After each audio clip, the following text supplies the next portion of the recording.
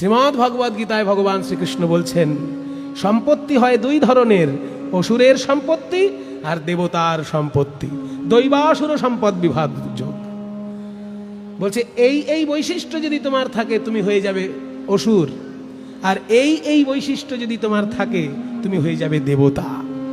দেবতা হবার যেগুলো বৈশিষ্ট্য গীতায় সব বলা আছে। কোনো মানুষের মধ্যে যদি সেই বৈশিষ্ট্যগুলো মিলে যায়, সে দেখতে মানুষ হলেও সে দেবতা।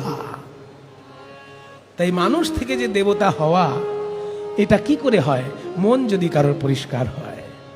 আরেকটি কথা, গৌরাঙ্গের নাম যদি কেউ মুখে বলে তার কি হবে? নাম বললে নামের কাজ হবে। যেমন ধরুন এমন একটা শব্দ আছে যেটা আমি বলবো এখনই, আপনারা বেশিক্ষণ বলতে পারবেন না। সবাই চেষ্টা করুন তো তেঁতুল শব্দটা 20 বার বলার। পরিষ্কারভাবে বলা যাবে তেঁতুল শব্দটা 20 বার? কয়েকবার বলার পরে কি অবস্থা হবে? তেঁতুল তেঁতুল তেঁতুল তেঁতুল তেঁতুল তেঁতুল তেঁতুল বলতে গেলেই মুখে জল চলে আসবে। কেন?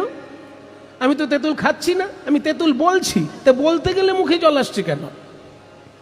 আসলে তেঁতুল জিনিসটা টক, তাই বলার সঙ্গে সঙ্গে মনে টক ভাব জাগে আর অমনি জিহ্বাগ্রে জল চলে আসে। ঠিক তেমনি চৈতন্য মহাপ্রভু হলেন প্রেম দিয়ে তৈরি শ্রীমূর্তি, প্রেম দিয়ে তৈরি তার শ্রী অঙ্গ।